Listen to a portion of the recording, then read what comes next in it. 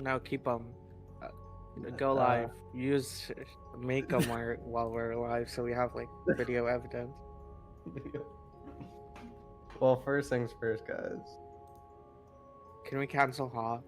Can we please cancel Hawk? Yeah. Hashtag cancel. Hawk.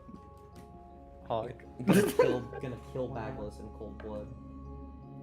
Like all my characters from the NQP mysteriously die. Yeah.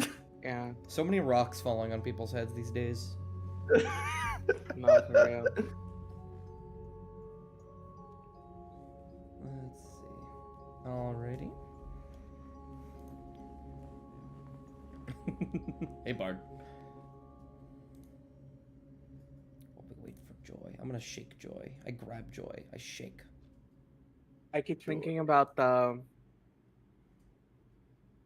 What? Gen Z's trying to cancel Eminem. I don't know if you guys know that TikTok. I do not. No idea. Guys, I gotta show you after this.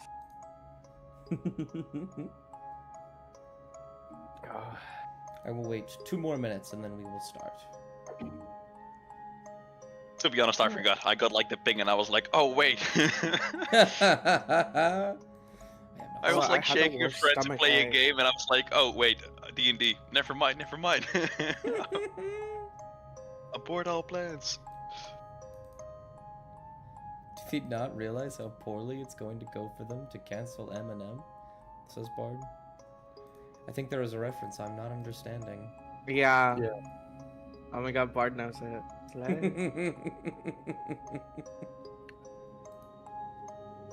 Love Eminem. I like the ones with peanut butter in it. You're disgusting. Okay, well, I didn't know that you wanted Hawk to die. Not Bagless, Hawk to die. Yeah. Pulls up to my house with a gun. Time to TPK in real life. How awful. You can do that? Yeah, actually, I'd consider it to be quite easy. Not actually. Yeah, all you have to pay is you have to just pay a fee of mass murder charges, and You you're go to done. jail forever or die. Not forever. I guess jail time for mass murder. Jail time a significant amount, I imagine, if not death. Yeah, it's like a lifetime, but it's for humans, and Dust is actually an elf, so he doesn't care. Hmm. That'd be an interesting campaign idea. Like the premise is that you've been framed for a crime, and that crime was killing an elf, and the sentence is life in accordance to that elf's life, and so it's like 1,000 years. Oh my Jailbreak. god. That's bull though. Why would the elf? Like, come on. I feel like it should match the creature's lifespan. Yeah. Cause like, what if like I don't Yeah, it know. does. Yeah. What if an elf accidentally kills like an ether being and they get sentenced to jail? Ooh, like it's there for an eternity? Yeah. That's fucked. Yeah, exactly. That's so Obviously, this is fucked. 100% how fantasy politics work, or fantasy criminal justice. Yeah, I we trust you on it. You're I our feel best like source. it's really just once you commit a crime, it's either a fine or death, and that's Yeah. it. There's no jail time. Well, since oh, you're right, perfect halves. That's crazy. It is about time that we get started. We will start without Joy, and hopefully Joy will apparate. I'll do my signature method. Who would like to give me a recap of last session? Nothing crazy happened, of course. Oh god, don't spam them. Alright. Nothing crazy happens, but our best talent. Last time. Reroll for you, right?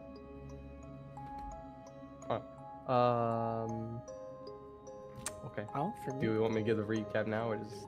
I mean, yeah, if you want to Thank do you, a Bard. recap, do it now.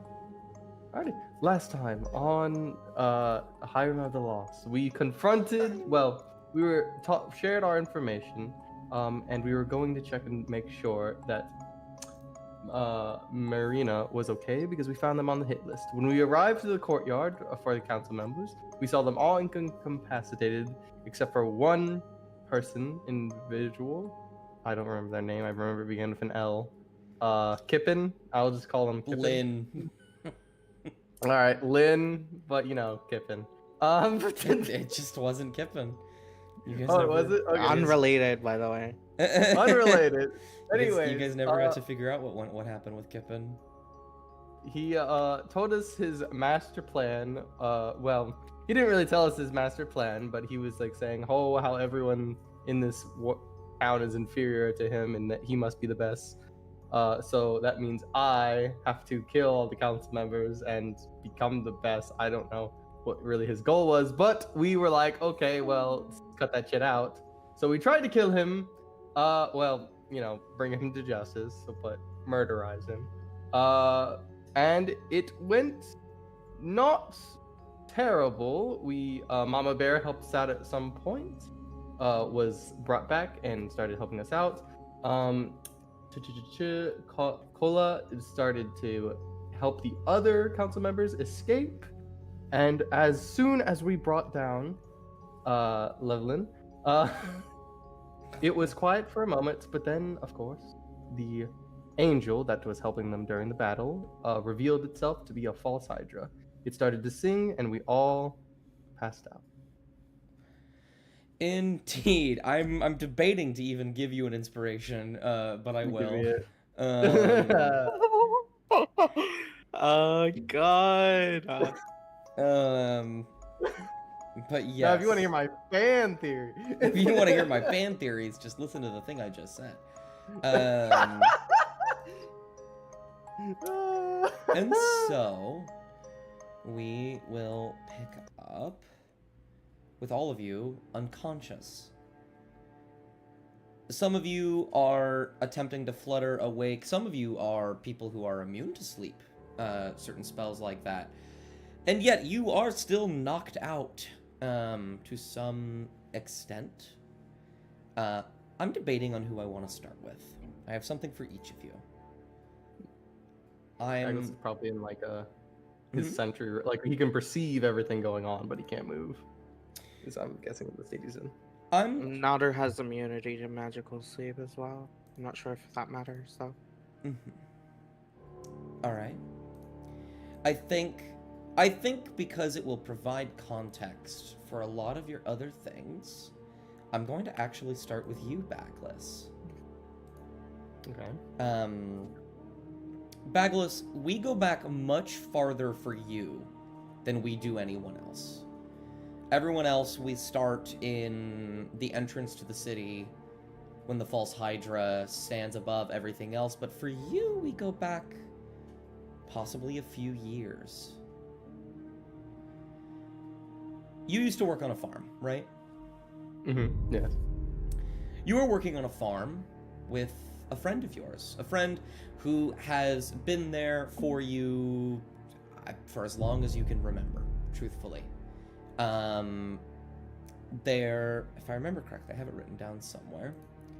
I need to very quickly find it because I sent it to Kat a very long time ago because Kat had to draw a thing for them.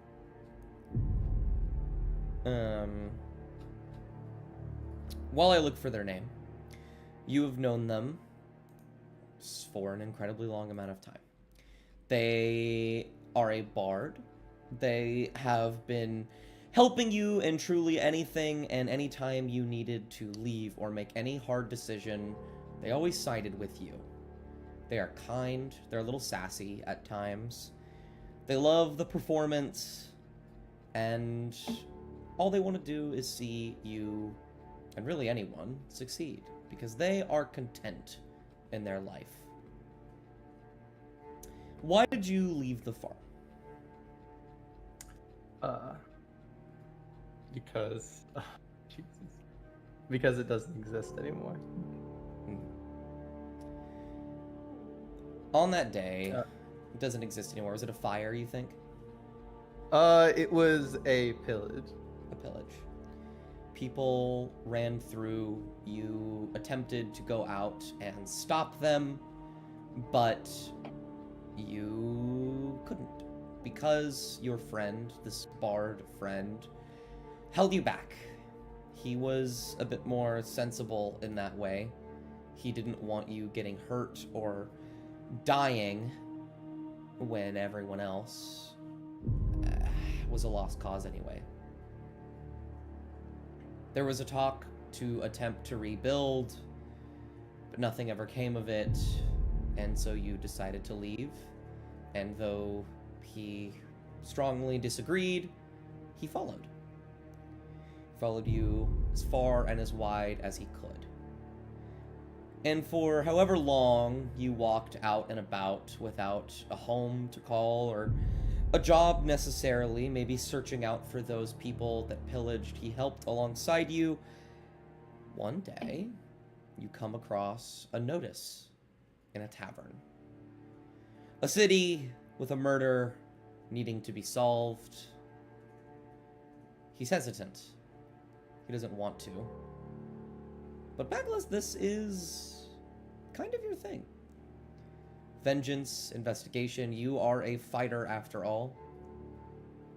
Why not do something like this? And we'll kind of first pick up there. He's in the tavern with you, and he'll say, Baglis, this isn't the best idea, I don't think. We don't know any of these people. It is the only choice we have for you to get your farm back. I understand. I need the money. We need the money. But it's not necessary to do it this way. This feels dangerous. I feel nervous about this. My friend, this man was murdered.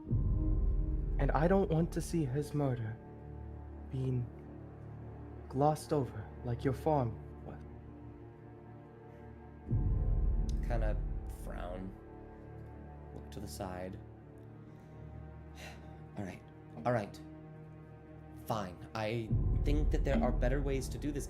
If I busk long enough, I can get the money, but if you're insistent, I don't see why not. I have found his name. His name is Darren. I'll just... There you go. There, thank you. And so, you two head off into the city. He is nervous the entire time, but as you show up in the night, Miriam will guide you to the tavern, where you'll meet everyone else. As the night progresses, he will say, all these people came for the same job. You don't think they had anything to do with it, right? We did show up a day late. They all could be suspects. I've already asked them that question, and they would have nothing to gain, for this is a closed-off city. It would be quite illogical. All right, that's fair. Kind of just scratches his arm. I don't know. Baglis, something doesn't feel right about this. Do not worry, my friend Darren. Nothing will happen to you so long as I am here. He smiles at that. Right. We've stopped it once before. Fate, fires, pillaging. We can do it again.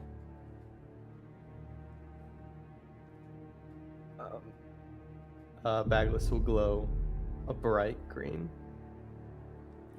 He will smile. And then, over the course of the next day or two, he will be there. He will follow the party. He'll go with you, Bagless, to the blacksmith, where he will order your brass knuckles. There will be several times where he will bring up bits and pieces. He will suggest that you look into the, what's it called? Into the shop history of the blacksmith. And every single day, he makes sure to help you all with your tasks, each giving you, at the start of the day, a bardic inspiration. He will follow you around. There are times where he will stick with each of you individually.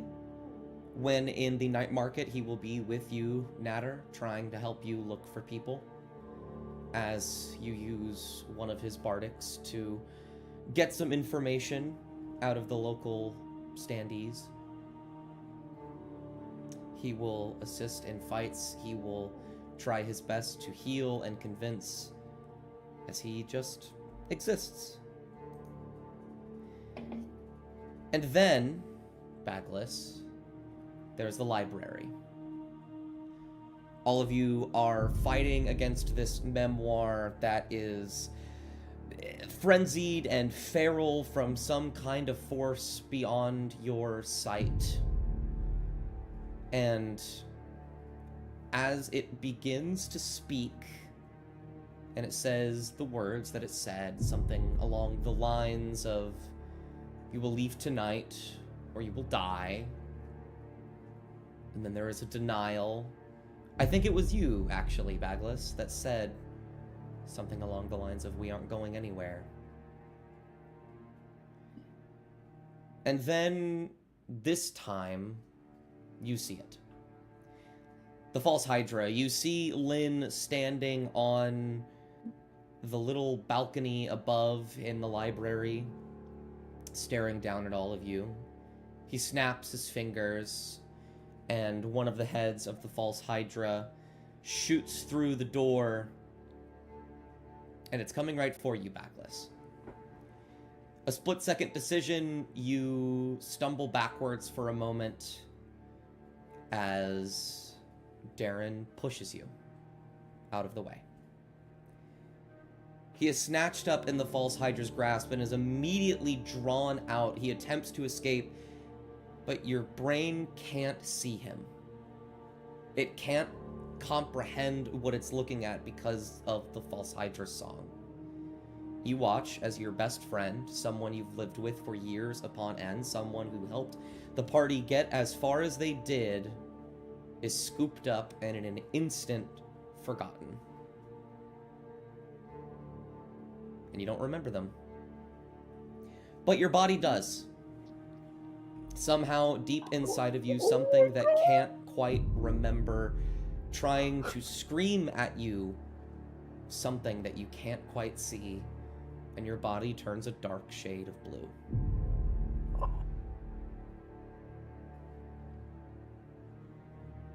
And you don't know why.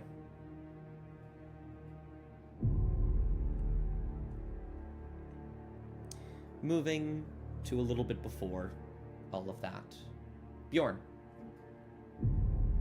It's a couple hours earlier. This one's gonna be a bit long. You are standing, I believe it was on the stairs leading into the Noble District, at the base of them. Let me go Yeah, around there. Yeah, we just left Harbas, or the place where Harba took us, and then we went outside, and he was like, oh yeah, oh. Absolutely. Yeah. Detect magic. Close the ears. You detect magic, and you close your ears. Bjorn, you see it. Writhing around, some in the sky, these long, white, fleshy necks extending as far as they can with these grotesque humanoid masks for faces, looking around, some of them just ever so slightly behind people, sometimes even in front of them, but none of them can see it. Not a single one of them. But you see it, Maybe there's a moment of panic. You move one of your hands off of your ears and they begin to disappear, and you realize you have to cover them, else you can't see them. And so you do. They don't seem to notice that you see them yet. So Bjorn, what do you do?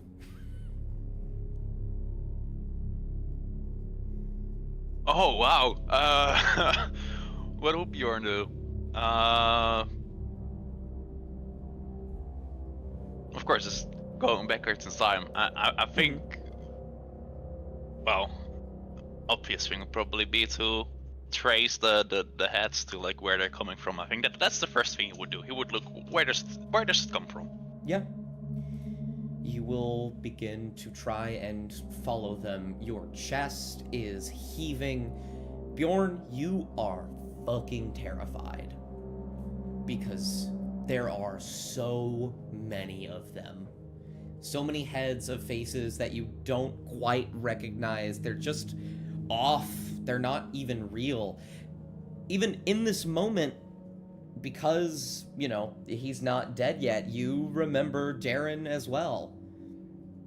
You know that all of them are waiting for you at the archives. But you know that the second you take your hands off of your ears, you will forget. So you begin to trace it.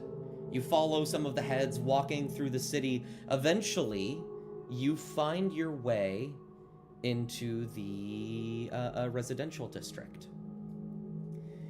You see a house that you will go into in a couple days with boarded up windows and doors. It seems to be coming from there, at least some of them. And as you stare at the house, you feel someone with a very tender hand, but a firm grip, grab onto your shoulder. And as you turn to look, you see a darker-skinned, very elderly woman who has wrappings over the top and bottom of her face that go all the way around and cover her ears. And she looks at you with these wide eyes. Like, she knows what you are doing. And she shakes her head. Does Bjorn understand sign language?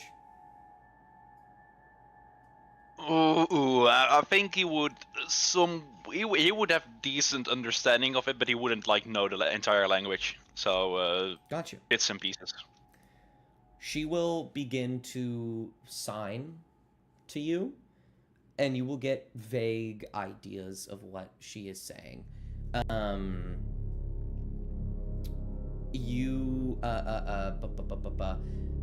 are you going to be able to communicate back with her? You can't take your hands off your ears.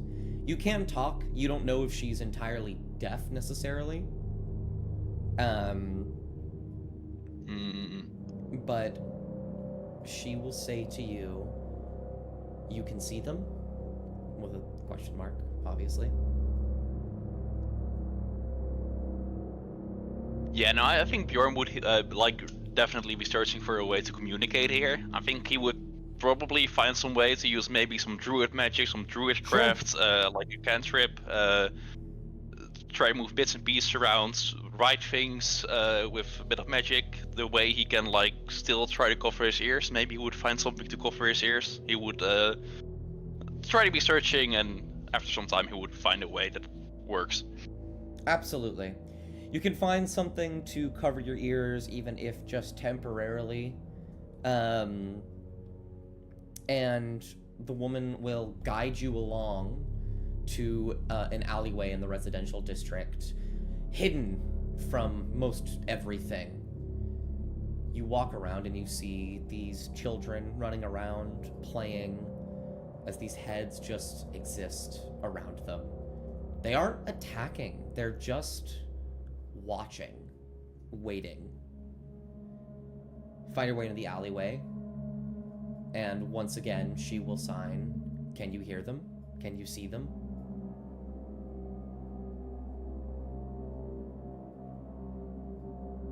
again, Bjorn would reply, or he cannot really reply, but he would probably just give a nod here because it's an obvious answer. Yeah, it's a nod.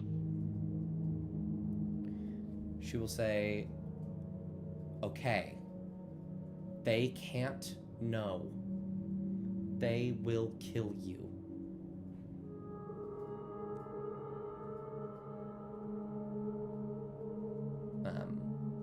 Does Bjorn respond to that, or does Bjorn just let her keep signing?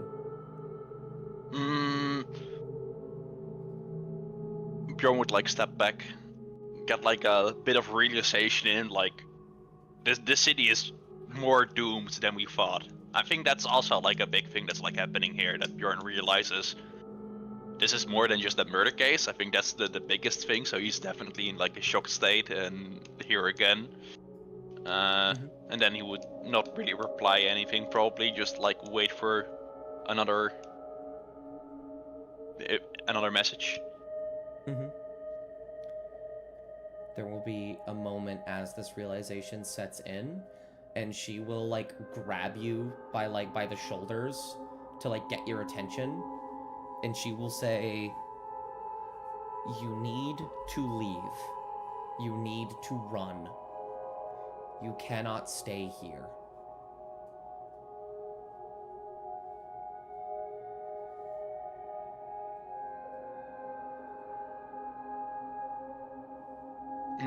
I think Bjorn would definitely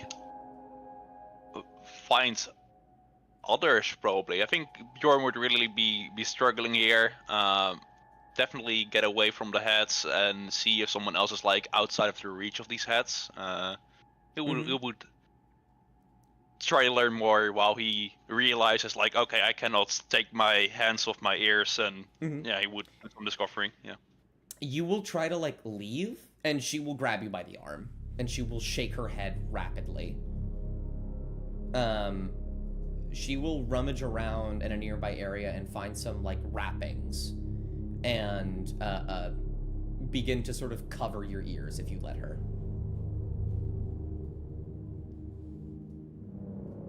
Yeah, Bjorn would like make a investigation check and probably let her if it seems trustworthy. This will be insight then. Make me. Oh yeah, sorry, insight. Yeah, insight. That's right, you're better at that. I don't know where Joy's gone. Who's Joy? Who knows? I know, must have forgotten. Yeah, so... yeah, there's the nat 20. Woo. Nat 20, I'll even give you an extra bit of information for that. First of all, yes, she's incredibly trustworthy. She doesn't seem to have any desire for you to get hurt in any way. With the nat 20, you also think she has been doing this for a significant amount of time. You don't know how long this has been going on, but you think that she figured it out somehow quite a long bit ago, and has been trying to keep low while also helping people to the best of her ability. Once your hands are free, she will say, there you go. You need to be careful. You can't trust the directors.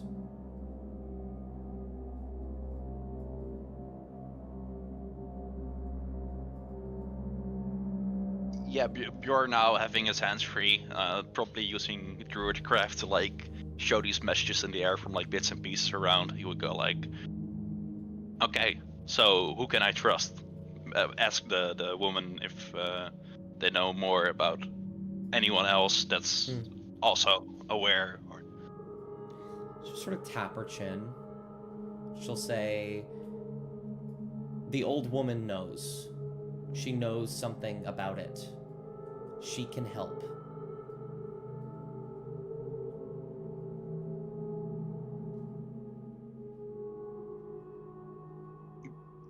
Bjorn will take a moment, knowing it's a hack at this point because he did the ritual. And he goes like, I see, okay. Well, he cannot really stutter. Well, he would say, I know. He would reply with, I know what I have to do then. That's probably the message he shows. Mm-hmm. She will smile, and she will begin to sign. She'll say, "Go now. Go quickly." As you turn around, you see Lin Yalfask standing there, his arms folded behind his back. He'll look at you. He will look at the old woman, who is now terrified. Is there any one thing you want to do in this moment, Bjorn?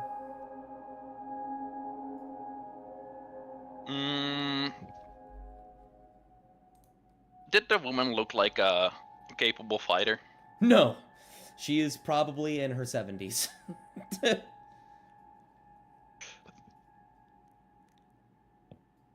I think. Yeah. I would probably go for what's the player? Bjorn would think of like the quickest animal that doesn't have any hearing senses. What would it be? Not a lot. Probably go I mean, for like a worm. Like a worm. I don't think worm! worms can hear. That's so funny. And he would use a polymorph and wild shape. Probably. Yeah. You want to turn yourself into a worm? Wait, let me look that Yeah. up real quick. You will just turn into a worm on the floor. And polymorph the woman. The woman also, so they just disappear from sight as good as like there's a small thing where they like transform and then they're worms and yeah, there's worms. What a twist! I didn't think it would go here. You will turn into a worm and you will, I don't know if you have eyes or not, but Lynn will just raise an eyebrow very curiously, and then he will walk past you, Bjorn, as a worm on the ground. As it turns out, he would not still love you if you were a worm. Heartbroken. And he will lean down and pick up the worm behind you, that is the old woman.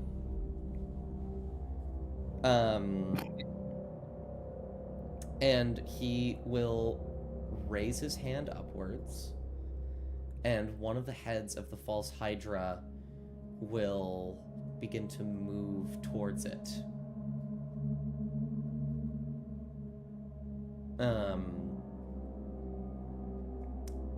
Anything else you want to do? What would a worm do? I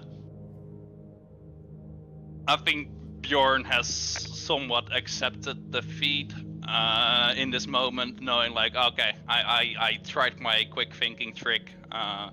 It didn't work. Ooh. Also, half remembering what spells I had. We're gonna get a little loosey goosey with stuff like that, so don't worry. Yeah, no. I think Bjorn would follow for a quick escape. Maybe As a worm? try to look for when. I think Lynn would probably like look at the Hydra at some point when like feeding this worm. Oh yeah. And Bjorn would definitely pick that moment and just get out. The moment he sees an opening, okay, I tried to help. From here, it's self-preservation. You see an opening. You're a worm. You don't move very fast. Did you unwild shape, I imagine? Yeah. He would wait for the moment to unwild shape and just dash. You unwild shape, and then you feel a tugging at the back of your head. And suddenly you feel the wrappings the woman had put over your ears beginning to slip off as Lynn grabs a hold of it, and you hear him say, "This is my last warning. You will leave, or you will die. If you go into that building, I will kill every single one of you." And then suddenly time skips just a little bit. You are on the ground in the alleyway. You are confused, you don't know what happened, and there is blood on your hands. And now, in the present, as you are remembering what has happened, you vaguely recall the old woman getting consumed by the false Hydra, and as you look at the blood on your body, you remember it to be hers. Oh well. And then something else happens.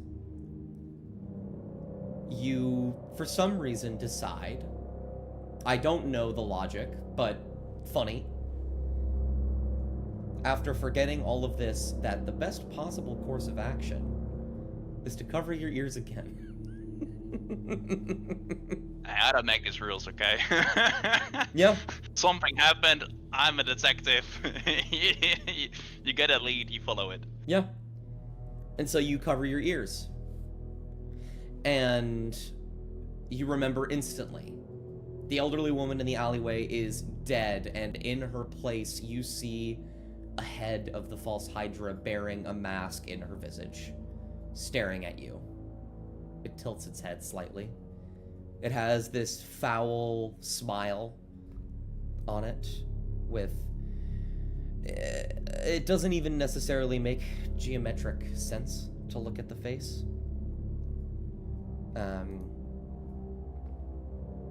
And it just looks at you.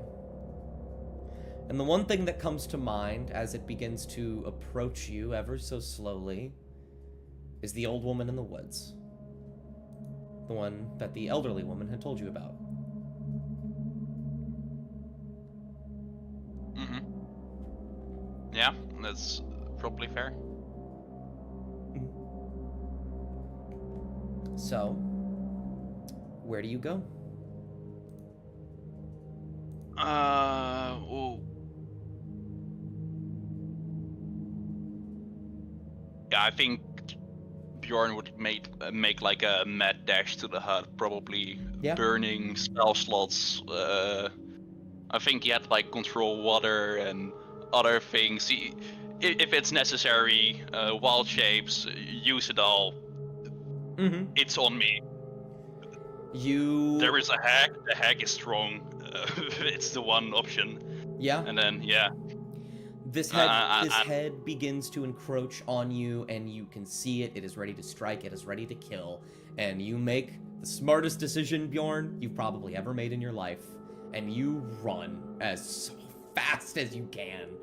Casting some spells to speed up, maybe turning into a bird or something. Trying to go faster than is possible. And you will dash into the woods. And as you run and run and run, your hands covering your ears, you barrel through a door without knocking. And you stumble onto the ground. Your hands come loose, and yet you don't forget. And you look up to see this woman who does not look like a normal woman. This is very clearly the hag. She will say, "Oh, well, you're new to town. What are you doing? And why are you so impolite?"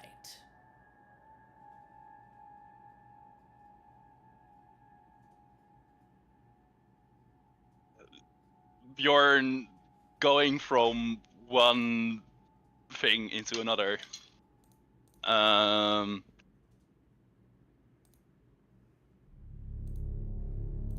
I'm thinking too much. I don't think Bjorn would have thought much. Bjorn would probably have apologized here. He would go like, "Yeah, apologies. The monster knows, and the woman told me you were the only one who could help me." I see. So you've seen it? Oh, don't worry. You can't hear it in here. Yeah, I have seen it. It has seen me. Well, that's not very good. All right. Come, take a seat. She will pull out a chair at the nearby table.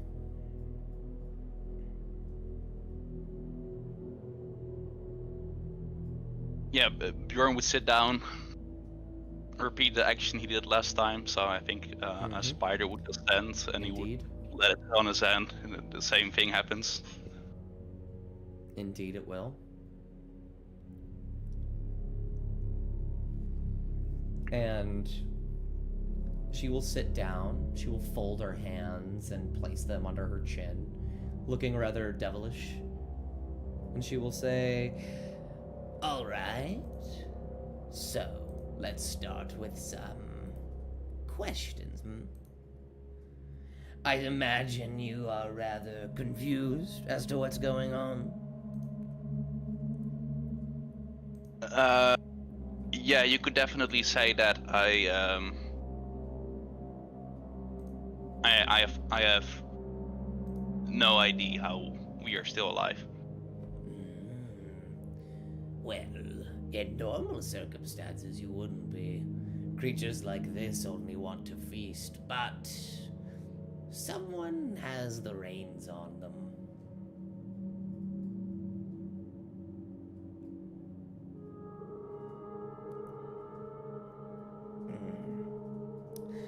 Speaking of which, you're probably not going to remember any of this, are you? Unless you plan to die by walking out there deafened. I haven't. I have no plans for that.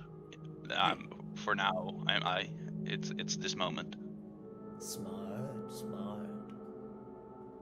Well then, this will be quite the interesting exchange. Given nothing I tell you you're going to retain until either you win or until you lose.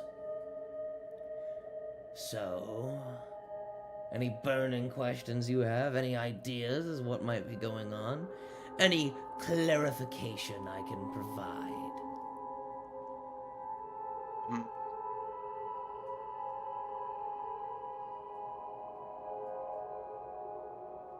How does Lynn control that monster? That's the one burning question. I see you already know who it is. Well, that's good. You're in the right direction. Summon the beast with a little contraption of my make and model.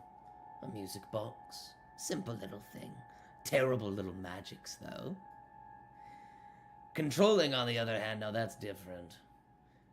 You might be able to instruct it with the music box, but only the summoner can pull the reins, so to speak. He just does it now.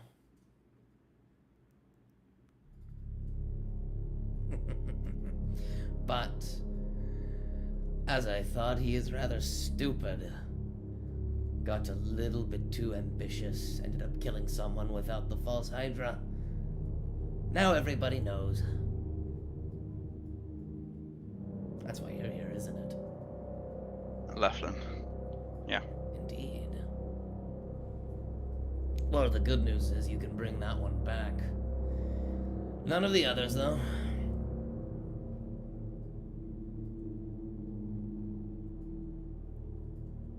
Yeah, that's...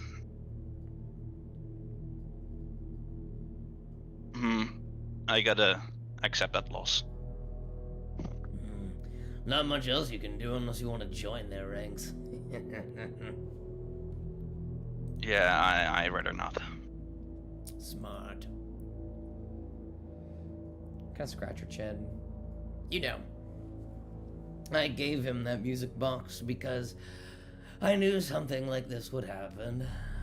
Stupid little man thinking he could control everything with just the snap of his fingers, and she'll hold out a closed hand to you, and as she unfurls it, you see the crank with a little note. This is a gift from Granny on it, she says. Or the turning of a crank, so to speak. She'll place it on the table. You know he killed his family, right? With that thing? All of his friends, loved ones.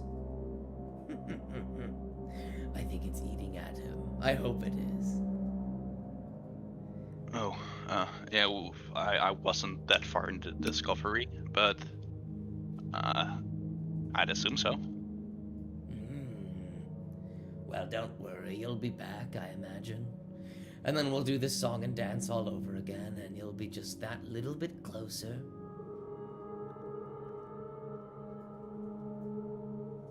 Closer to what? Well, to figuring it out.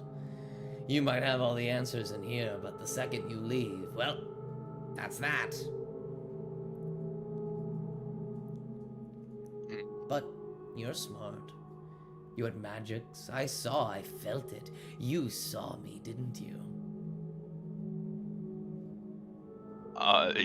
Yeah, that's... I hope it, yeah, no. I used a ritual and I knew. I was actually looking for the monster, but... Foul little trickster you are. But a respectable effort, I suppose. No, if you want to find that thing, you'll have to search a little bit harder. There's many different places it can come out of. Can't tell you where that one is, though. Too many options. Not enough time. Speaking of time, you're late, aren't you? Oh, yeah, the library. Yeah, the archive. Well, she'll stand up, she'll grab her staff, magic begins to pulse from it. I suggest you take my gift in stride, and you go and kill a murderer, and then maybe tame the beast, the angel, or perhaps you will destroy my precious little blight of divinity. I wouldn't blame you, though I might get a little upset.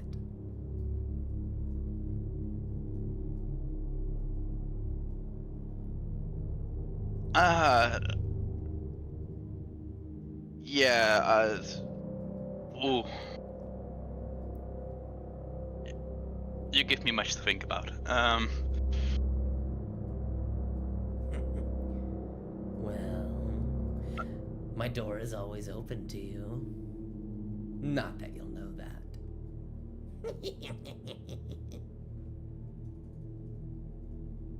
Okay, well, I suppose I'll just have to take your gift, and well then, probably till later. Don't think I would remember, but Oh, you will eventually. Either in your dying breaths or after you've stood above the rubble. I'm so curious as to see which one. And she will snap her fingers, and you will be teleported to the base of the stairs to the archive. The gift in hand, the crank with the note. You blink a couple times, confused. And while in the moment you can't see it, now you watch as just above, through a window in the archive, Lynn looks down at you as several heads of the false Hydra stare at you. And they wait.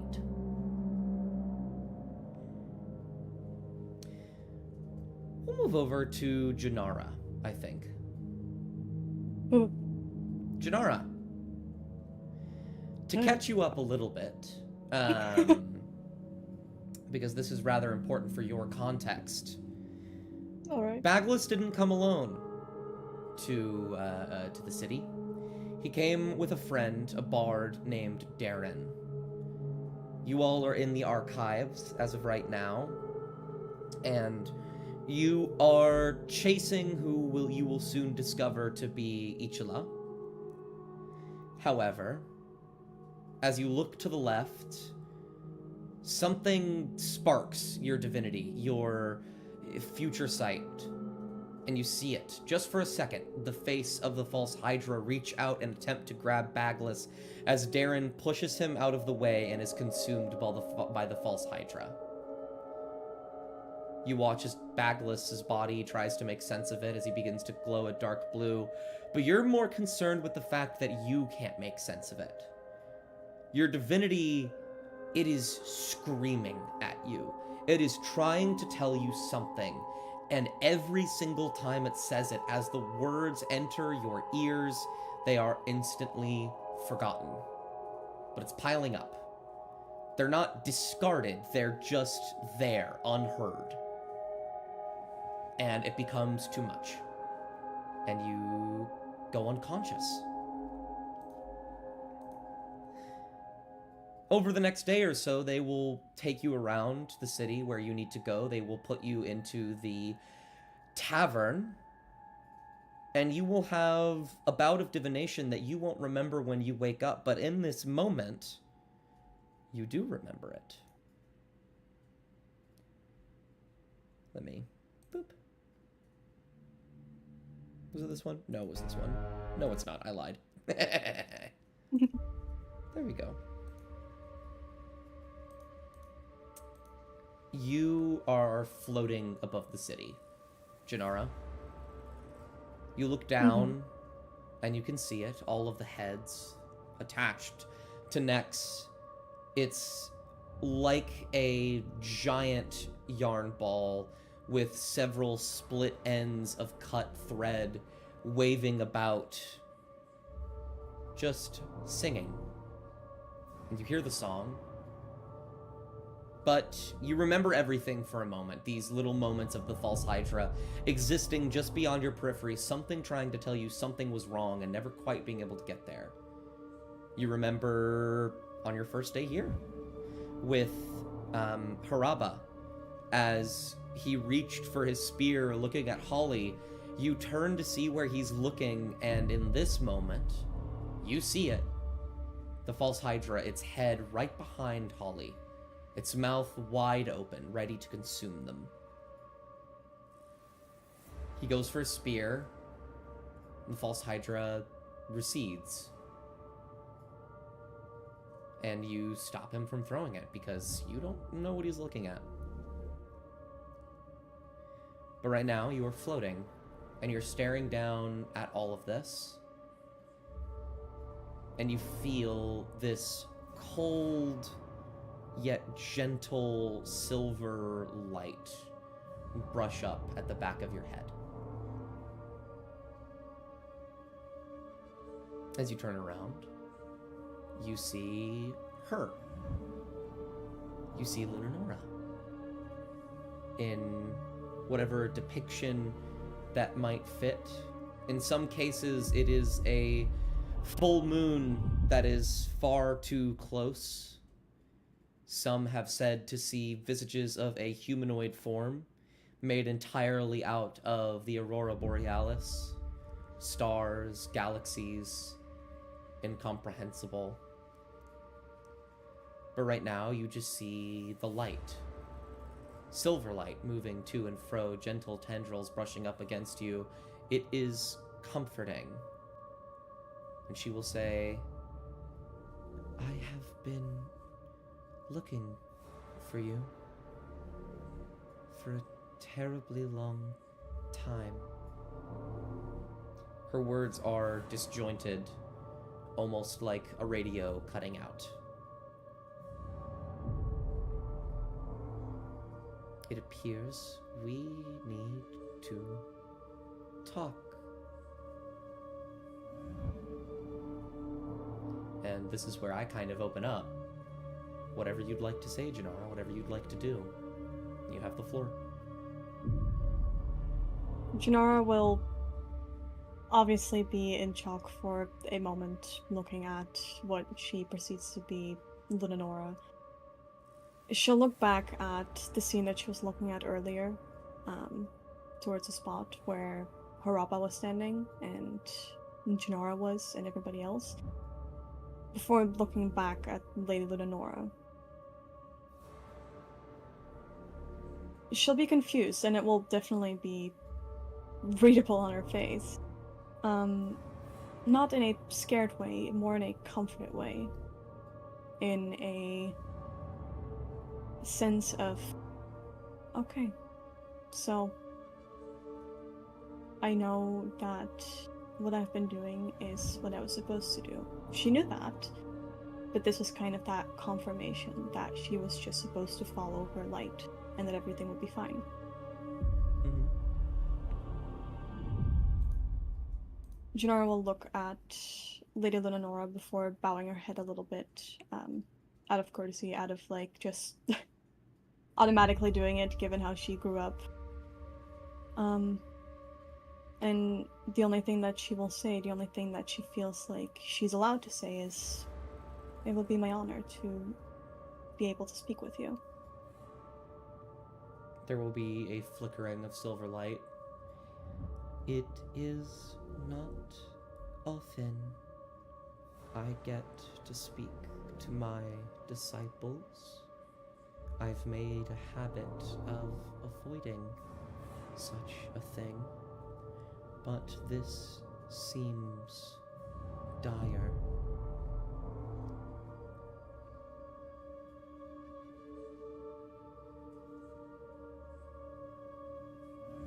Is it in regard to everything that's going on currently over here in this city? The light will move and begin to illuminate the city. I have sent you to fix this problem. And I had assumed it would be far simpler than it was. But I can see it existing. If you are to fail here, it will not stop. It will consume everything.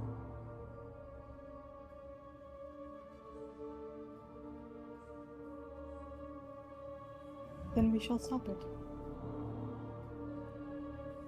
A simple thing to say, and yet a task that is much, much more difficult. My words, they fall on deaf ears, not of a purposeful ignorance, but of that. A tinge of disgust on her tongue as she sort of gesticulates to the false Hydra. Come. Perhaps some of my wisdom will remain. Let me show you what you have not seen. Janara will just nod like once. Does Janara wear like what is Janara's holy symbol? So Janara has this necklace that she got from her family. It's kind of like an heirloom. Mm-hmm. And it's kind of like it's a crescent. Mhm. Not too big, not too small. It's a crescent pendant on there that like the bottom edge of it is a little bit broken due to it being passed down within the family. But in general, it's pretty simple. It's silver. It's delicate, but it definitely like it does catch the eye if she's like wearing it like above her robes. Like it will catch people's eye.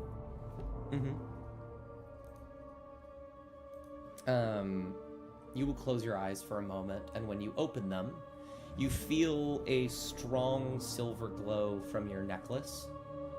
And you watch as it pulses when Lunanora speaks. But more importantly, you now stand in the living room of Haraba's house. And for a moment, you think that you've simply, gone a little bit back in time or something of that nature. But you realize it's not a little bit. as you hear Haraba call out to someone, and you hear his mother. You will turn around, and you will see her. She is working around the house, just either making some dinner or just coming home from work. You see set up in the garden is a man, presumably Haraba's father, with a paintbrush and a blank canvas, painting away at something. And when you look over and see the painting, it is the painting that you will soon come to remember in the present as the one you saw in Lynn's old house, the one commissioned by his parents. Mm-hmm. You will see their faces, and you will see Haraba, who's smiling. He doesn't really look to be in any pain. He's maybe a little bit younger. And Lunanora will say, "This one, he holds a secret. He is trying to save everyone, all by himself, because he can see it, because he can't hear it." As you see his ear slightly deformed, death in that side.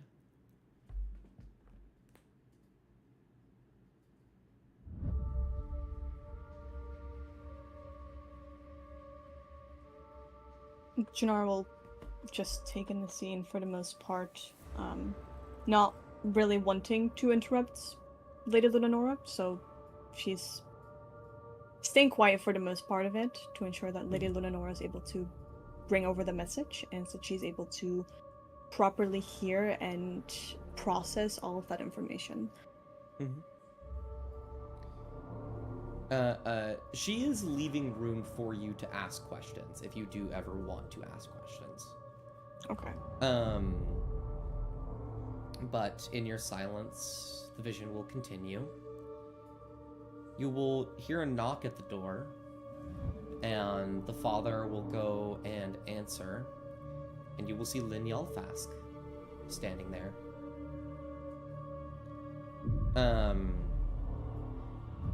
And Haraba's father will raise an eyebrow, and as he begins to speak, Lynn will snap his fingers, and in an instant, he steps to the side ahead of the false Hydra, shoots forward, and snaps its jaws around Haraba's father. Another head through the back door weaves around the house, going into one of the nearby rooms, and grabs a hold of Haraba's mother. Haraba will come running out immediately and will look and see in terror as he watches this happen. And as he watches they are dragged away and likely consumed, he blinks a few times. Lynn stands at the front door with a smug smile. He begins to turn around, and then that smile quickly fades as Haraba says, my head. What happened? Who? Lynn will turn around, confused. Are you alright there, Haraba?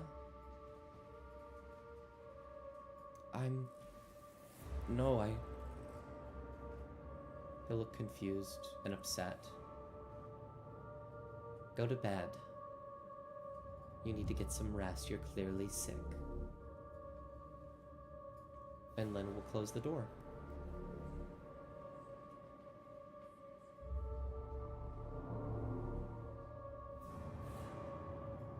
I don't understand why he's doing this. Why would somebody want to hurt so many people? The scene will begin to change.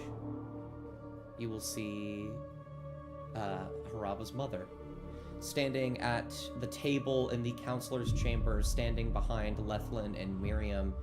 Lynn will be standing up with his hands on the table. He seems to be yelling and shouting about something, arguing with one of the other, arguing with Lethlin, most likely.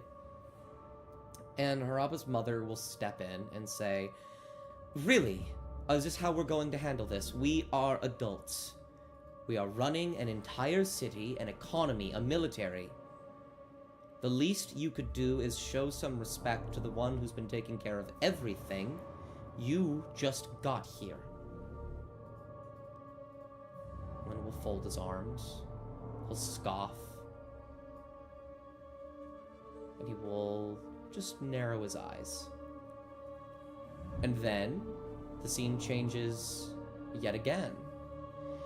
In another room, a room that you've never been in before, some kind of office space with Mahaber and Lynn sitting across from one another.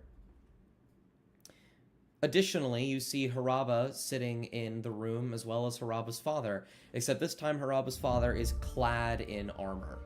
He clearly had some sort of military status.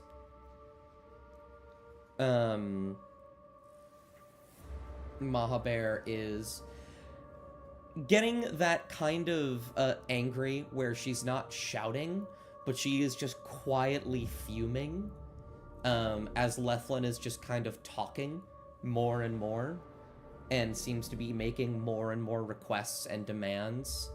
And very quickly, with your passive insight, Janara, you can tell that he is really just trying to get power. He's trying to gain control over the military, and Mahaber also sees it.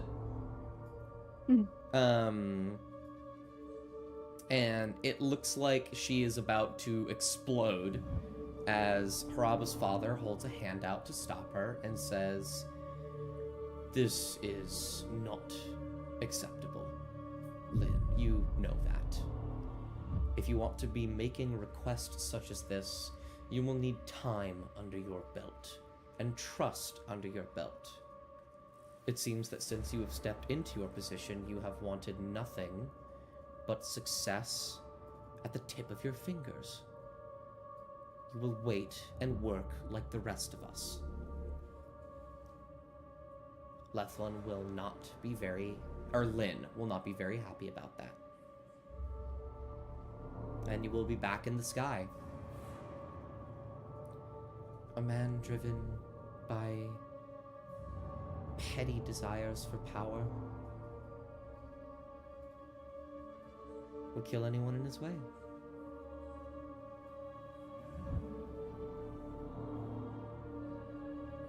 All the more reason to stop him. Indeed. There is a place where the beast is hiding. I know not where, but I know it is beneath. If you can find the beast and slay it, you might just be able to stop him. And at the very least, you can make all of those who've been forgotten remembered, and they can be mourned properly. Okay. Then that's exactly what I'll do. I'm certain that you, my lady, did not just decide to guide me here thinking that I was going to fail. I will not disappoint. You will get the sense of satisfaction and almost pride. And then, in an instant, you will be shunted back down towards the earth, and as you land, passing through the ceiling of the tavern, you land in your bed, and you jump up with a start. If I remember correctly, it was Natter that came to get Janara, right?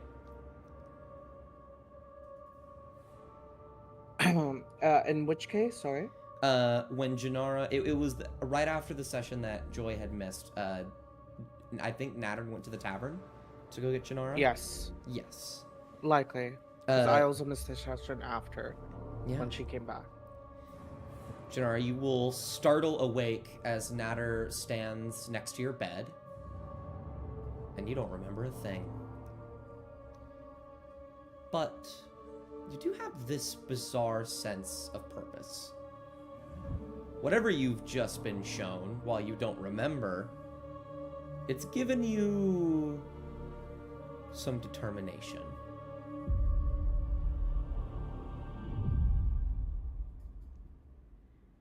And so, Natter would guide you back to the rest of the party. So I move to you last two. Natter, I'll do you first, because yours is a little bit disjointed. You never had any one moment in which something terrible had happened involving the False Hydra. But you've had several smaller moments. Moments where it's just beyond your periphery. You can see it, you can feel it. It's there. But you can't do anything about it. I think one of the primary ones is you standing outside of what you all will soon discover to be Lynn's old house. Inside, 3 of your party members turn a crank on a music box, and while you didn't get to experience what they saw, you got to experience something else entirely, Natter. They spin the music box, and for a brief moment you can see it. Except it's concentrated this time. It's not just these writhing masses around the entire city. You look into the sky and they almost blot out of the sun as they all move and just wait outside of the house. One of them stands right in front of you, and it stares at you with this awful smile, humming just a tiny little melody.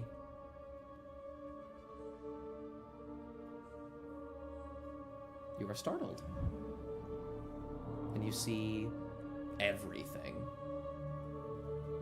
It's gonna be a little bit open. What would you like to do, Natter, in this moment? I think seeing the creature, I'd imagine that Nodder had already been feeling off. Mm-hmm. The air felt dense. The water felt like it was cloudy.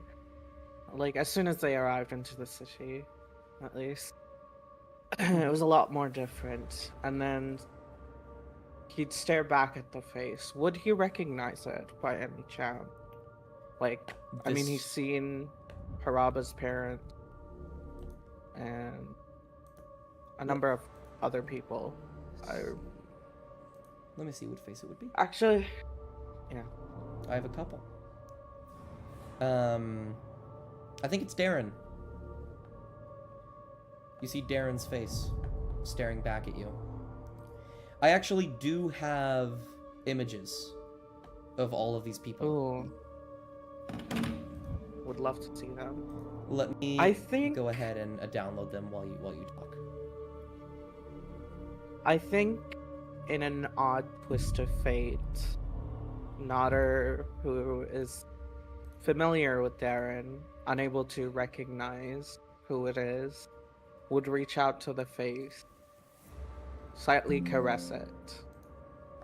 I think he would stare into it, trying to piece together whatever familiarity he feels to it. Right? Mm-hmm.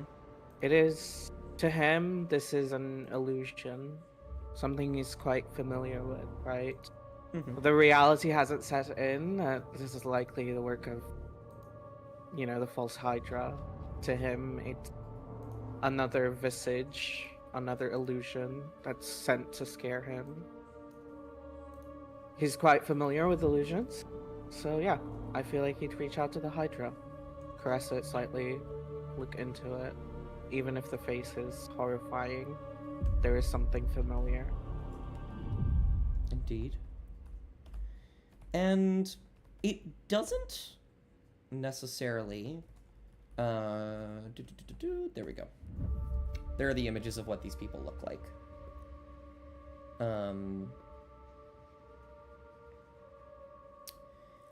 It doesn't necessarily react. It seems to be centered on something coming from inside the building as it hums this little tune, and it almost tilts its head as you reach out and just touch it. It's confused. And it has just like this permanent, terrified frown on its face. The last face that Darren made before he was consumed.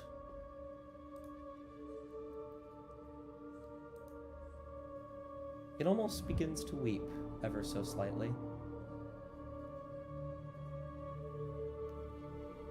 And then the music box continues to turn. It twists its head and cracks, and for a very brief moment you watch as all of the heads begin to rise from the house behind you. And you hear the head next to you, Darren's head, begin to sing a song. The words in a language you don't understand, something incomprehensible. But it's hard to make a name incomprehensible as you hear Janara's name multiple times as it begins to move towards the building. And you have the unmistakable notion that Janara's about to die.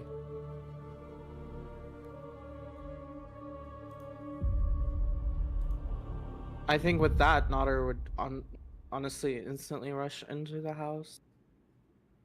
Or likely try to. More or less.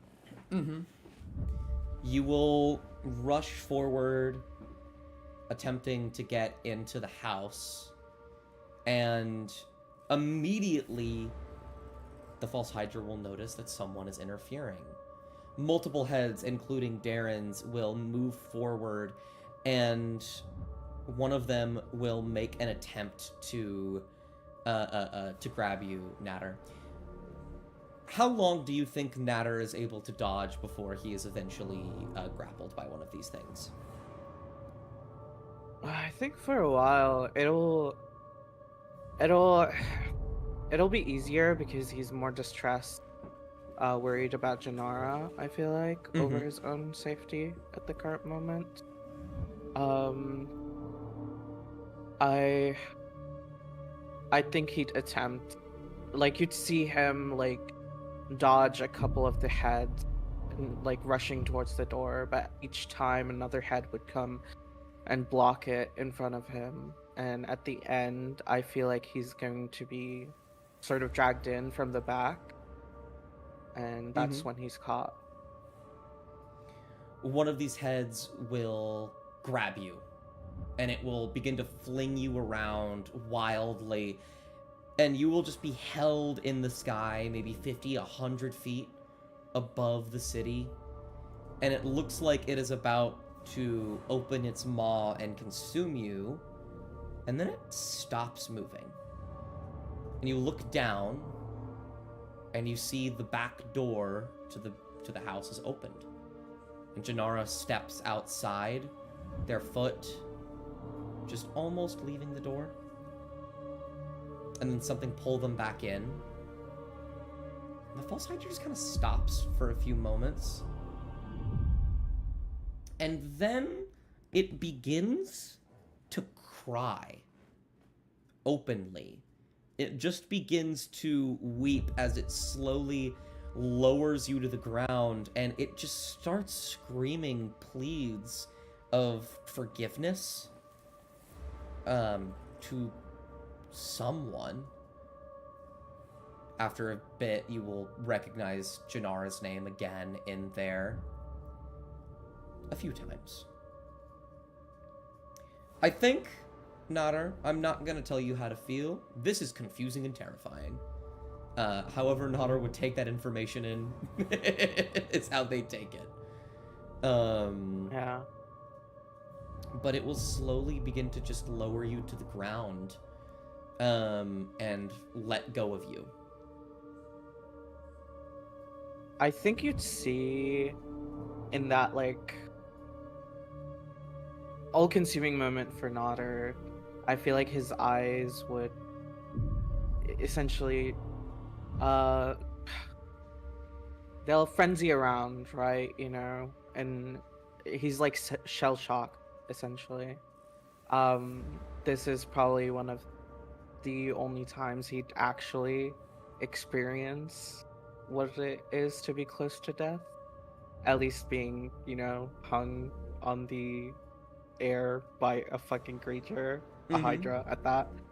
And I think he'd see the sort of weeping and look towards the party, or like Janara in this case, and he'd smile slightly as he's being lowered, and then he'd look back at the creature in this like terrified gaze, but also like sympathy. I don't know. I feel like he'd be able to express sympathy for Yeah. Make the an insight creature. check. Alright. See if you can get a little bit more on this thing as you're interacting with it. 13. Not the worst. Not the worst. I'll roll my favor. Oh, yeah. Yeah, you have another one. Go for it. You also have a reroll, I believe. Or was it given to Coffee? Nah, Bard gave Ray a reroll. Yeah. Yeah. I got a 16. I think a 16 is good enough. Okay. Well, the 16, it's so confusing. Because what this thing does, as you are, you know, in this moment of consciousness where you can remember everything up to this, what this thing does is awful.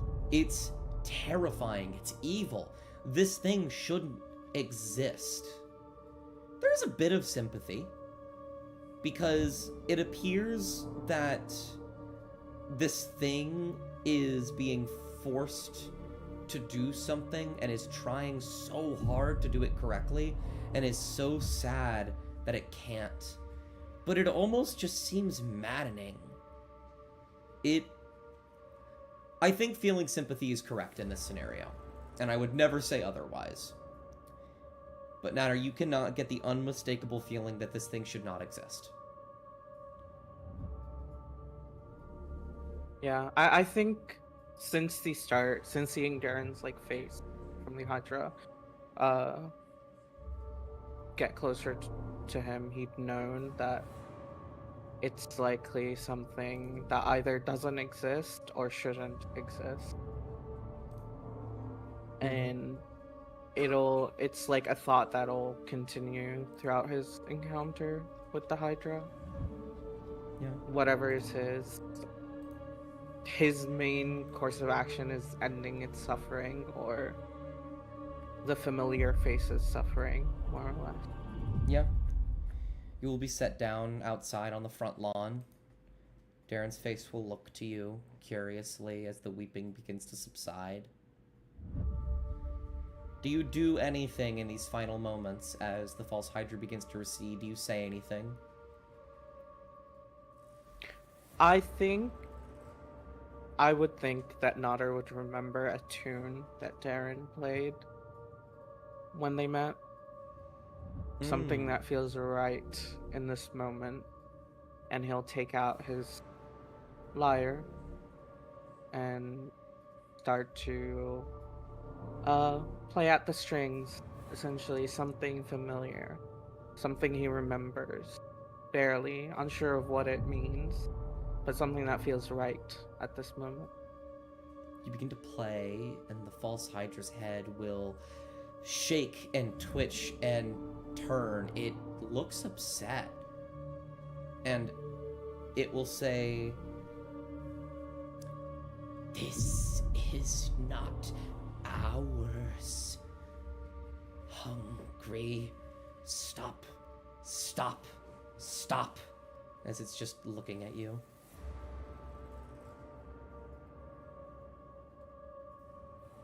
I think he'd continue. it will also continue. It will shake. It doesn't approach you. It doesn't attack you. It just keeps saying, stop, stop, not ours, discordant breaking melodies. Stop, stop, hungry, made for us. You were made for me, us.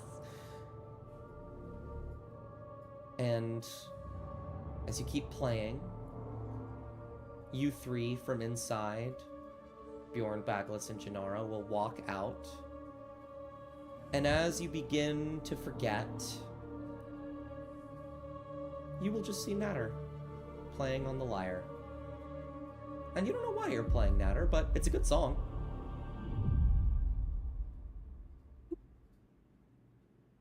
Oddly enough, I felt like composing something. I'm not sure. It feels oh so familiar. Something like I've heard before. And he'd look at the party as he continues with the string on the lyre and then turn to them. Alright, anything interesting? I do hope you hadn't gotten into trouble. And then he'd stop. Mm-hmm. And you will relay that information that you had discovered from just earlier today. And so we move on to Holly. Holly, you had an interesting experience in the church. There was some information that you were able to glean about this thing called the Angel. But you can't help but think about how you don't know how you came across that information. Some looking around in the church, some basic investigation, and you will find a few things. The first of which being some remnants of a body. One in which most of it has been fully destroyed, gone, you don't know where it is. But you see little bits and pieces of the skull. And then you will see something flickering. A light, sort of bluish, silver glow. Has Holly ever had an experience with the undead before? Once when she was starting to learn magic. And it was the reason why she stopped. You will turn around with a start as you see the glow of a ghost. Its form doesn't make sense. It seems to be incomplete, bits and pieces of it. Make an investigation check, Holly. Yes, sir. Let's do it. Where is investigation? Oh no, I'm stupid. And I'm frightened. Why Can was I be that unfrightened yeah, and take yeah, that funny? you could be unfrightened. I don't know. That's so Why am funny. I still frightened? Oh, a ghost! A ghost! Oh! With a natural 20, Thank you. you will notice something immediately. The parts of this specter that are consistent, that aren't wavering or glitching or static or anything like that, are the exact same pieces of the skeleton that you've just found. Maybe Okay. about a third of the head, a hand, maybe a leg, a little bit of the torso. The one eye that you can see is terrified and shaky as its consistent hand tries to reach out to you, desperately looking for something.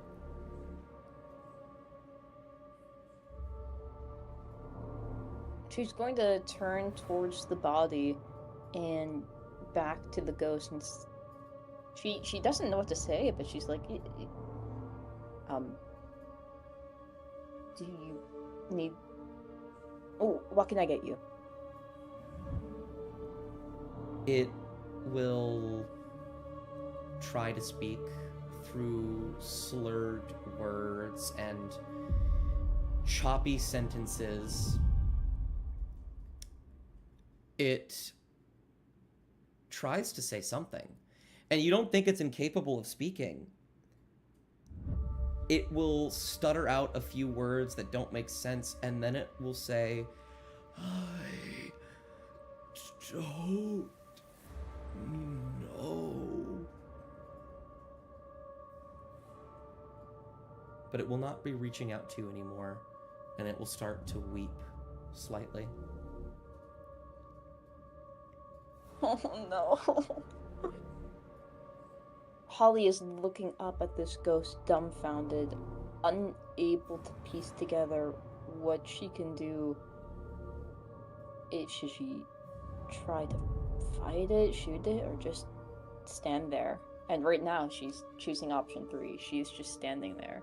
She looks towards the body and tries to see if there's anything on the corpse. Can I make another investigation check? Yeah. Thank you. Nice. 9. Weirdly enough, I do think in order to find this, you needed to beat a 5, because it is one of the most easily spottable Nice. things ever. Okay. A glint buried under some of the rubble, something shining. You scour through and you find a dagger soaked with dried blood. Oh. She picks up the dagger and she turns back to the ghost and asks, do you remember your name? It Anything. will stutter over its words and it will say, I was loyal. Kip. That's all it can get out. Her heart drops and her eyes widen. Kippen? It does its best to nod. Oh my god. And can you tell me anything about this church? Like anything else I might see? Yeah, I did have a map for it. I can just show you the map if you'd like and then describe things. For sure. It's not, let me make sure I turn line of sight off because Yeah. Oh, it is off. I think it is off, so you can just see everything, right? Oh, I can't see anything. Oh, that's fun. I'll just drag Holly on here It's then. just brave. Thanks. Boop. So tiny. I still can't. Okay. It's just gray, but You might let me bring it back. Let me send you a new one. See if it'll reload. thank you. Boop.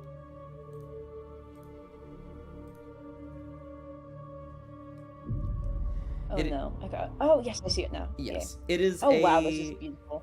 Yeah, I really like this map. It is a rundown church.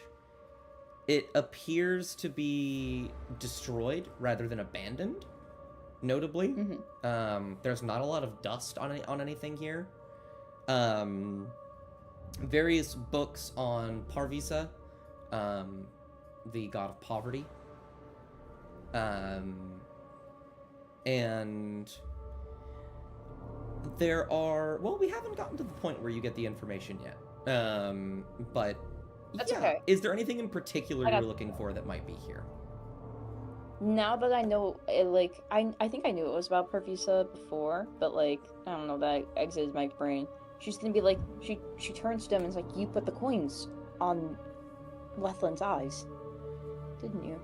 You will hear, saved him. Saved him. It will nod. Cannot ascend.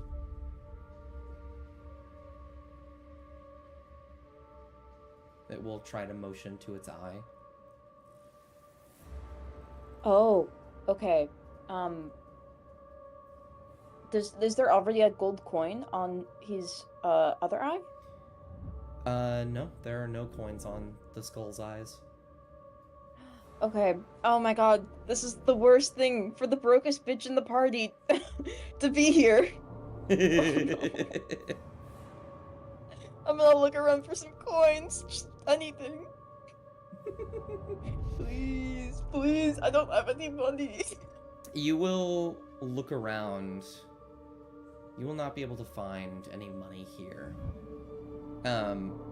But afterwards, when you can't find anything, what do you do immediately?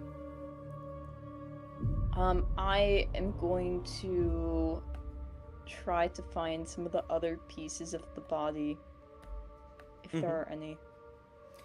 You just begin And to like place them where I think frantically to look go. around Yeah, that's what she's doing. for anything. And the spirit will turn and watch you for a while and will say, I wait.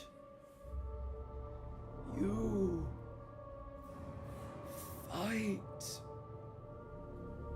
Please.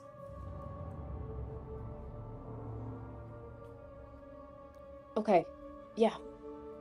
We'll fight. And she's going to kind of stop her futile effort, and she's thinking, where should I go? Holly has had some divine experiences before, though she doesn't think that they were completely attributed to undead. She doesn't really know what, but she knows when scary thing, not necessarily scary, but almost ethereal thing, is speaking to you, you do your best to listen, except if I could, I'm gonna take a second. Holly has a very confused idea of religion. She does believe in some spirituality, but she does not like a lot of worship parts. And the reason why she's so like keen to listen to this thing is because it's not asking much of her. I mean, fight, sure, but it doesn't ask without being seen. So she's very inclined to, you know, help. Absolutely. It will flicker for a moment, and it will say, I am forgotten. You will forget beneath angel rise. And he will point his arm, shivering and quivering. His only consistent hand, a finger, will outstretch, and he will point to a tower. One of the towers for the gates. Just north, just behind the capital. There. Descend. Find. Kill.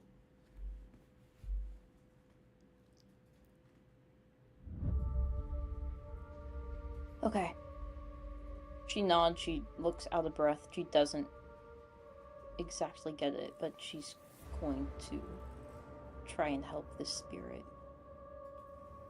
Yeah. It will... How... Oh, please. How will I remember to go there? I'll just remember, right? It kind of... It's really hard to tell what this thing is feeling. Like, I can't describe its facial expressions because it doesn't really have any, but it almost seems to, like, frown. Like, it seems sad at that. And it will say, you will remember if you win. Kill Lethlin Kill. Betrayer.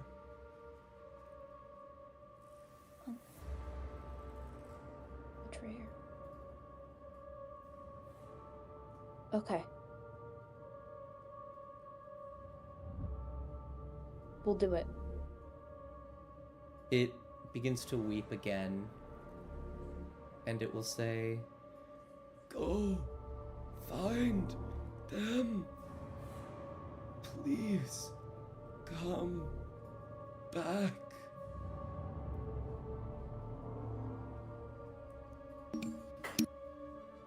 We will. We will. It will then begin to quietly weep. And when you leave the vicinity of the church, your mind does not just erase things so easily. So it fills in gaps. Instead of being told about some angel from the deep, something below that will rise above, some being beyond your comprehension, in a place where it wouldn't make sense, you just happen to find some writings about it instead. However, with that, Holly, now that your memory has caught up, we are all caught up. Yay.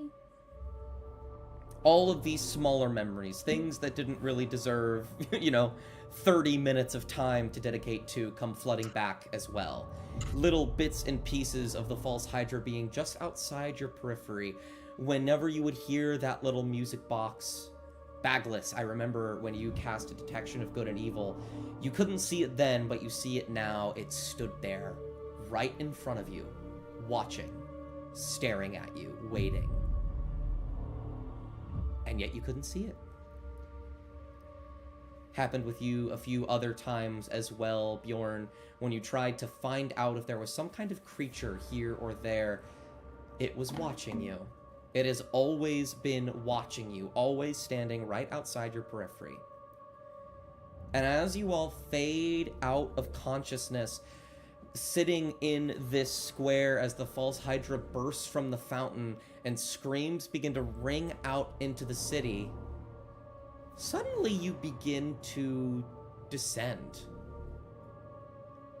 The last thing that most of you see is the sky growing more and more distant as you quickly begin to fall down somewhere. Holly, you see, as you remember, your head turns to the right and you reach out to the tower just behind the Capitol as you fall. And all of you will go unconscious. And then, sometime later, you will wake up. For a moment, you don't recognize him. Someone bandaging each of you. All of you are in beds in a room that you don't recognize as you see a man wearing a green sort of overcoat, orange vest with this noticeably ginger hair. As you see Pen. And Of course. he will see some of you waking up. He has tried to heal some of you. He hasn't done a great job. He's not a good healer. And he will say, Oh, all right, okay. All right, you're waking up. That's good, that's good. I came as fast as I could. Natter, you gave Pen a ring, Natter, I believe. Yes, I did. That is actively... What does it look like when it's showing distress? I think it's pins like in the finger of the holder, like Yeah. The creates ring. like friction. Yeah. It is like it is uncomfortable, but it is noticeable. Like Oh yeah. it like slows down. Mm-hmm. The ring is spinning like crazy. And he says, this started happening and everyone started screaming and I saw that awful thing outside. So I got you here as fast as I could. a safe house. Are all of you okay? You're not dead? None of you are dead, right? I couldn't tell. No. We're I guess. we're all right. What's Baglis- going on outside? All of you, by the way, if it wasn't clear, remember everything. Baglis is he is standing, but he looks like he is shut off. Oh. Like there is no light coming from him. Oh. Penn will look at you for a moment, Baglis, and he will look to answer your question, Natter. I don't rightly know. I've only heard of these creatures few times, but they never really get very far, let alone this big. Something's ravaging the city. I've taken you all to a safe house, trying to get you out of there. I don't know what's happening, but something awful, clearly.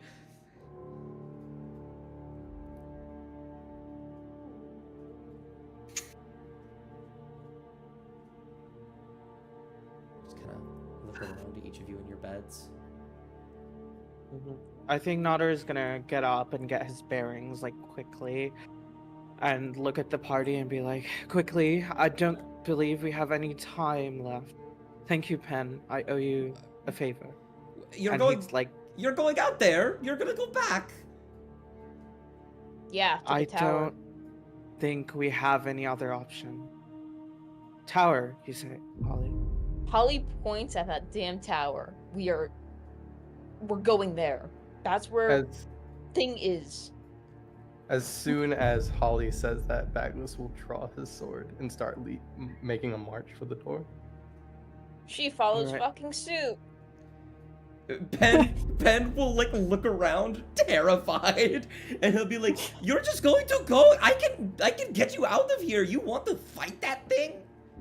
Yeah, we have to. Yeah. He is right. None of you, this is way more than what any of you signed up for. X will say, his voice definitely like going in and out of tune. If any of you would like to leave now, I will not blame you. Janara will take a step towards Backless and look at him, like, with just a smallest smile of, like, hope and determination, and say, I'm not going anywhere. We're in this together. Baglis will nod towards Janira. I appreciate you. I don't plan on running away, but we should make a plan before we do this. And probably rest up. Because that thing is Do we have enough huge. time before it ravages whatever is left of this city? It doesn't have anyone to control it. It is likely going to consume everything in its path till it is forgotten. The box It that can broke. issue commands. Oh, Pan, Yes. we do not have time, sadly, to rest. But I am also not 100% sure we can defeat this thing. If you could do me one favor, All right. I would tell anyone and everyone who can to evacuate the city. Yeah. I'll do my best, but you'll hear from the other side of the room, Haraba, who is sitting on his bed, slouched over, looking very similar to how Baglis was a moment ago. Just shut down. Oh, Yes. Baglis's light is still off. It is not coming on. Perfect. He will say, "The city's gates are closed. If anyone tries to leave, they won't be able to. We've made the perfect death trap."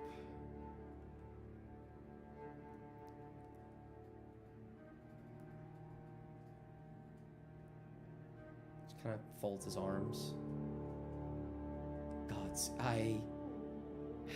The portals. Yes. The portals at the Night District. Tell people to go there. They should have opened by now. Pen will nod. That I can do. I tried to get the directors to safety as well, to a lesser effect, but they are hopefully alive. I will go talk to them. That sounds good. Sounds good. Sounds good. And he will pull out this small, sort of perfectly circular piece of glass, and he will press the tips of all of his fingers into it, and it will expand, and a small hole will open up underneath him. The room will get colder for a moment, and then he will disappear. Oh, I wanted to talk to him before he left. I think He'll pop back up. I'll stop him like before he.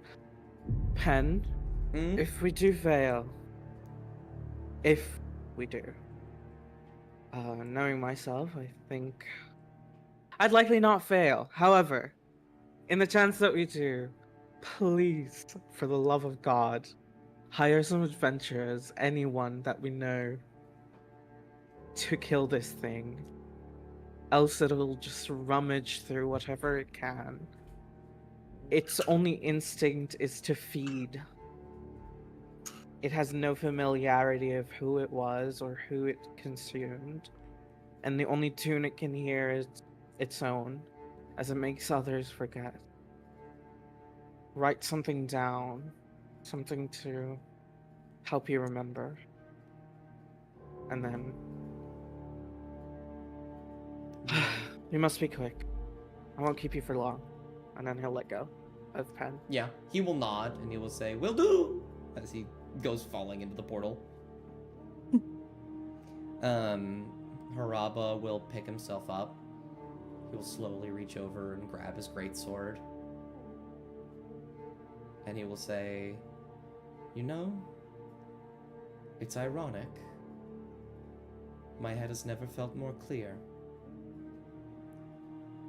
All right. He'll look to Holly. Top of the tower, you said? Yeah. Very well. Let's go. And before we go, Oh?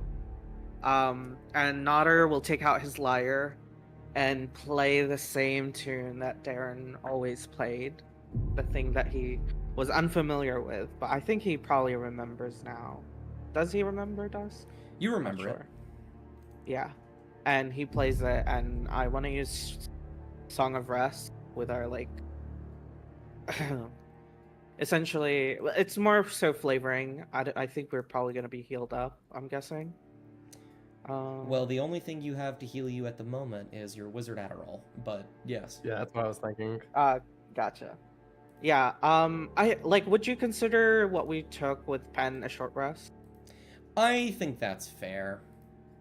Yeah, okay. Then I'll just Really? use Song of Rest on top of it. Absolutely. A All of short you can... rest, you say? Yeah, you can get a short rest. I don't see why not. I think the tunes, like, feel of...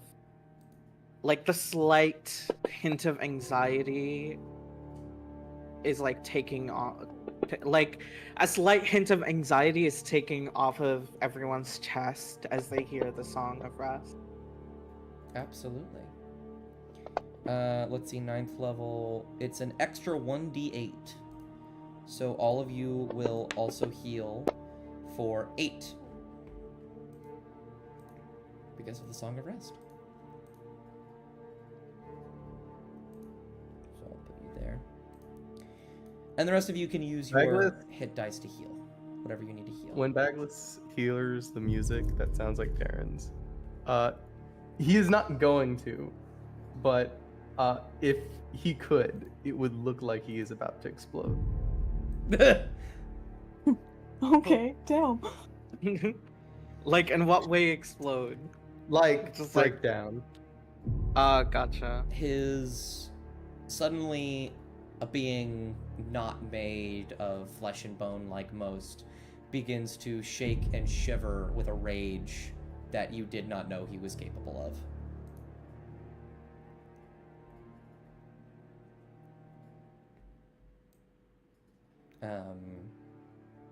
All right. Would you like me to heal all of you for your short rest? You can just drag the hit dice into the side chat and it'll work. But Oh, I already did that. I see. Yeah, I think Nader's fully. I didn't get hit. You didn't once. get hit. Yeah, you were the back line. Yeah. Yeah, I was gonna say Bjorn is also. Which dice do I roll? On the main page at the bottom, there should be a little dice with the number 9 on it. Grab it and throw it in the side chat, and you can do it up to that amount of times. You have 9 of them, so now you can just keep rolling and keep healing. Yeah, like that.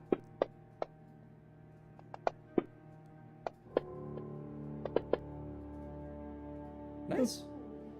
You won't get another one of these, so you can't. You can just use all of them. Yeah. I will heal my 1 damage. Go for it. Okay, yeah, I'm Some fully of us healed. can't wild Gotcha. shape. Do you want me to heal Holly? Coffee? Oh, Coffee probably. Oh no, you're there. Hey. Yes, please. Thank you. Sorry, my laptop is such low battery. now. You are okay. Damn, you're feeling good. One more. There we go. For Holly and Natter, you get your Bardics and your Key back. I believe Key comes back on a short rest. Correct. And action surge. Oh, and action surge. Action surge, yeah. Janara, I'm checking. I don't think you used. I don't know if you used it or not, but I think Channel Divinity comes back. I'm not certain.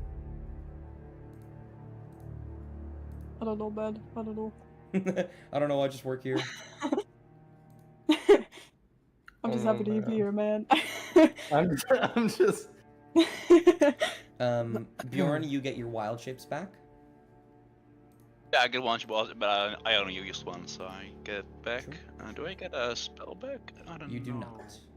If any of you want your spell slots back, you're gonna have to take the wizard Adderall. Yeah, that's what Bagos is gonna do as soon as he gets Take there. your wizard Adderall. Awesome. Anyone that would like to take your wizard Adderall can give yourself all of your spell slots back. Woo! You're gonna get fucked up later. Likely after the fight, so I wouldn't worry about that.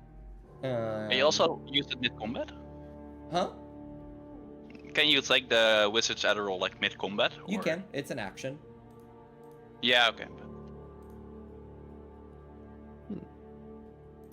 Can I? Does it also? I'll heal give it? mine. What happens if Yeah, you take 2? it heals if you want to fully heal yourself back, Liz. I don't know how to do. Sorry, that. you'll take 2, Bjorn? No. Just for Bjorn would like. So you know what? I would like to roll Arcana or medicine. No, I would roll medicine Roll to medicine see for what me. happens if you take 2. You know, just for What do I? what happens I if don't my know. ally gets down, and I would think, I could help them. Yeah, go ahead and roll medicine for me. Cool, 13. Oh, what a. This thing is made of various magical herbs and just really potent magic. Taking one of these gives you the benefit of a long rest, with the downside that a little bit later, after the effects wear off, you will be granted 3 exhaustion. So in other words, if you take 2 of these, you will die. Yeah, take 2. You will get 6 exhaustion and you will die. Save it for later. Maybe Bagos will eat it. Yours. I don't know what would really happen. You just I said can that. cure 1 exhaustion level. No. Okay, no, let's not do that. Yeah. Okay, but Bjorn would not take it yet. Gotcha. Yeah, I don't think Nader would either. Smart. I don't know how to heal myself fully, by the way. I need Just help. hit the click 23 and then hit backspace. Backspace. Oh, I'm a genius. Haraba will just heal to full because he really didn't get hurt that bad. I need to get. Could rid of I fright- also? What's up? Could I also, while doing Darren's like performance, have counter charm active as well? I think he'd use it after hearing like the music box and like remembering what it does, or the Sure. song. Counter charm for flavoring, absolutely. Counter charm won't have any effects here. Yeah. But something to keep in mind for later. This thing is prone to charming, so having a counter charm active is always good. Yeah, I think like once they get into battle, he'll probably use it as soon as or Yep. before. Even playing it when you go outside to get to the tower would be wise. Yeah. Um, Yeah, that's like sort of what I wanted to as well, in case it tried to charm any of us. All right. You all will step outside into the safe house. Out of the safe house, sorry. A small building just a little bit to the side of the capital. I believe if you look at the Yagrabad map, if I could put it in the side chat. There we go. Looking at the Yagrabad map, it is that small circular blue building right next to the left.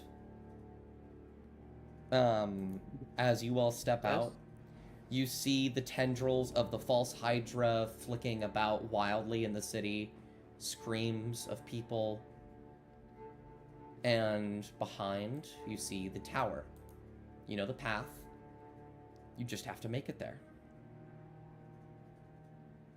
However, as you step outside, Natter, your counter charm active, making sure all of you will feel as something tries to push into your mind. Something has changed about the False Hydra song. It's no longer trying to make you forget it. It's trying to control you. Some of you can look out over the city and see, while many people are screaming, some of them are just walking calmly. They are moving. Most of them are actually walking up the stairs towards the tower. They are going somewhere.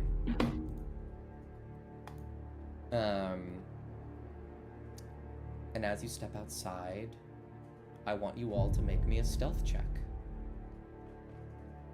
I am terrible at those. It's true. Oh yeah, you have super disadvantage, don't you? If Why is only it- super why is my- disadvantage was a thing. Why is my dice so magnet? Oh, Magnet- right. They added an update where the default size for dice is 200%. If you want to change that, go in the top right under Tool and hit Dice, and then lower Roll down to 100%. Or whatever you want, really. Hey guys, got the 12. It's not bad. Not bad all around, I gotta be honest.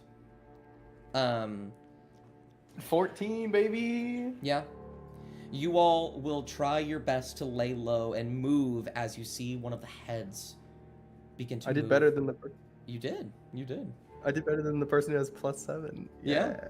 Oh my god, die! Fuck you, Han. Yeah.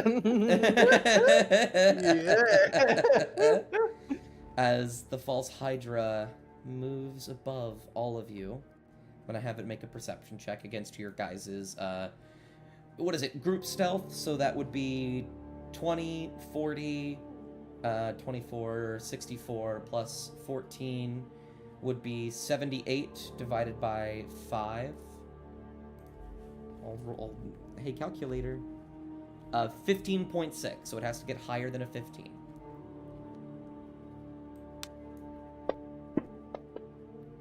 It got a 15, which means it does not succeed. Yay! Except, well, What? Oh. here's the thing. Oh. Somebody decided to give Oh! one of the Oh, enemies fuck. I can hear you. Coffee. a D4 inspiration. Can I look at the tendrils and give it unsettling word? This is not a saving throw. No! Coffee, you're evil. It immediately sees us. We all die. PK. No. But it will see you. Eh. It will tilt its head and turn as it sings its lullaby. and it seems getting to the tower is going to be a little bit more difficult than you thought. But you have a place to go. You just need to take care of some obstacles on the way there first, which we will do next session. No!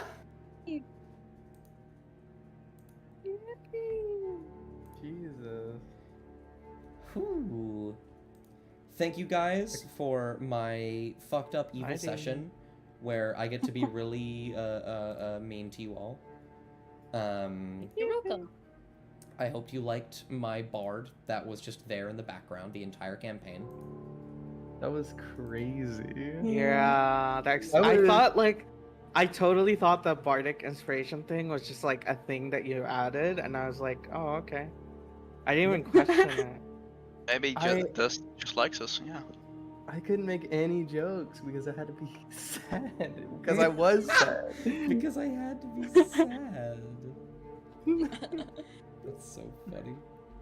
Well, Had to be sad. Messed up. you all are Guys, wonderful.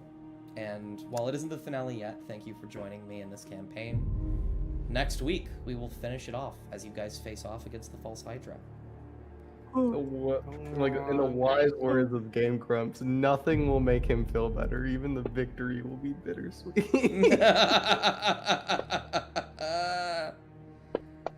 Oh, thank you guys so much for coming and supporting me in this way. Thank anyone